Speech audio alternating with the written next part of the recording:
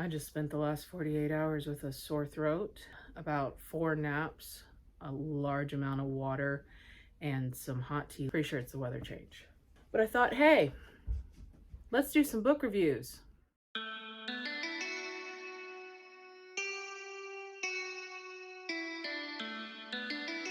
So I really think talking about this book is one of the things that's kind of kept me from recording pretty much the whole second half of the summer.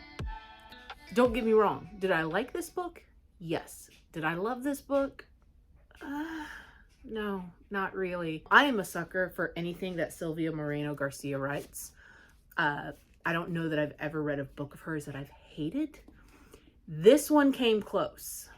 And I think part of the problem was my affinity for the original text. And you might say, but Boyd, you love The Strange Case of the Alchemist's Daughter, and that really messes with the text of The Island of Dr. Moreau. Yes, it does. But at the very least, it doesn't keep that book from happening.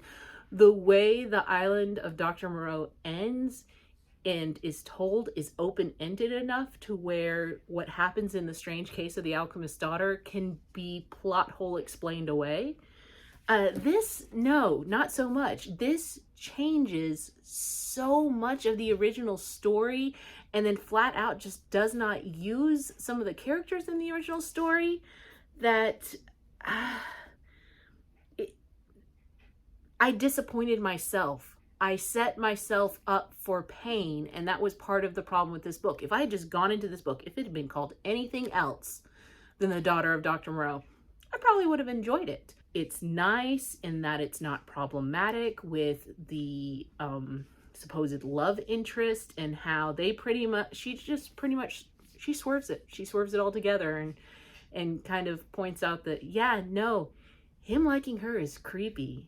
And she's aware of it, and she's not even going to try to go down that path. So that part's nice. I had so many expectations or hopes that this story would somehow connect or lead into or work around the main plot of The Island of Dr. Moreau, that when it didn't and it just veered off and did its own thing, I was like, okay, I set myself up for disappointment there. That's on me. That's my fault. It's not a horror story. It's not Certain Dark Things. It's not Mexican Gothic. It's its own thing, and it's very much an adventure. It's just an adventure. It's just a straight up adventure story. Very Robert Louis Steven-esque. So if you enjoy that, so yeah, 3 stars for The Daughter of Dr. Moreau. The book that I have been wanting to talk about and I do love is Binti. I originally started this book at the beginning of the year as part of a book club, and every single person in our book club did not finish it. We didn't quite understand it, and I'm not a science fiction person. I mean, I know I've got a lot of Star Trek and Doctor Who, but Doctor Who is fantasy, and Star Trek, I feel like, is not really science fiction. It's just its own thing. But it's a language, at least, that I understand because I grew up around it. This was very different. And different in a good way, but I had to stop and process a lot of what I was reading, and trying to imagine it was very hard for me. So I stopped, came back to it this summer, and devoured this book. I love this book so much. I loved it so much that I went ahead and I bought another book. Here it is, Who Fears Death? So I'm really excited to be able to read this. If you didn't know, Binti is the story of a girl who comes from essentially almost a very culturally and racially divided world, who goes off to an interstellar university out in space against her family's wishes, and along the way, everybody on her spaceship is slaughtered by this weird, crazy described alien race that I can picture them in my head as these almost like floating blue jellyfish-like people. But yeah, that was one of the things that took me a minute to process while reading this book, is that she just straight up uses the names and places of things and then goes back into describing them. And so it took my brain a minute to kind of connect the dots and the pieces and constantly have to remind myself.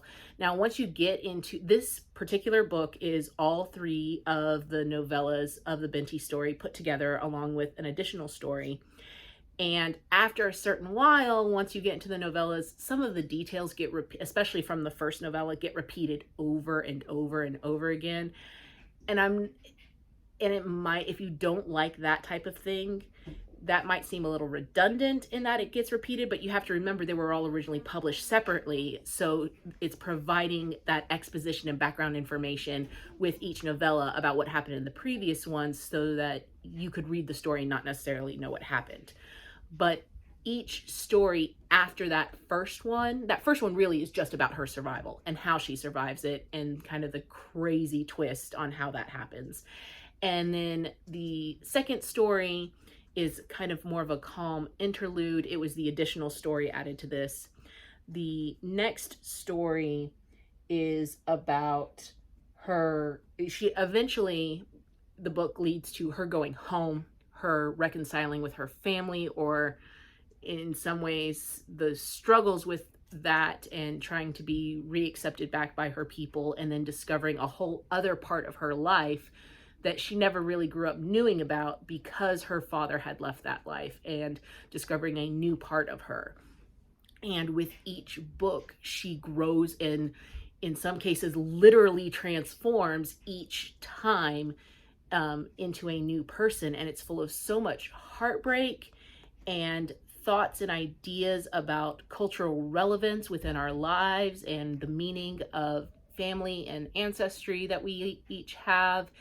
And I know there's been a lot of talk where people have been asking about, okay, well, is the tribe that is described in this book based on actual historical tribes and all this other stuff? And the authors also, I know I've read some articles, and you guys should go find them, where the authors said, you need to understand this is science fiction. I'm still adding my own layer on top of all of my background, on top of everything else, and I'm combining ideas and things. And so you shouldn't just take it all at face value, because it's still science fiction. It's great. This book makes me so happy. I could see possibly doing a reread of this book every single year. It's not an easy read if you want to take your time and really think through what's going on. But it's worth it. Oh, it's worth it. It makes me so happy. And I feel like I was more open to reading science fiction because of this book. One book that I enjoyed but was disappointed by, I still say that's my fault. I was disappointed by it. I set myself up for failure. One book that it took me a minute, it took me a second to go back to it, but this is now like probably in my top 10, if not my top 5 books. I love this book so much. So yeah. I finished Small Gods by Terry Pratchett, but I feel like this book needs its own whole video where I'm a little bit more lucid. Holy cow. It's crazy. So yeah. Bye everybody.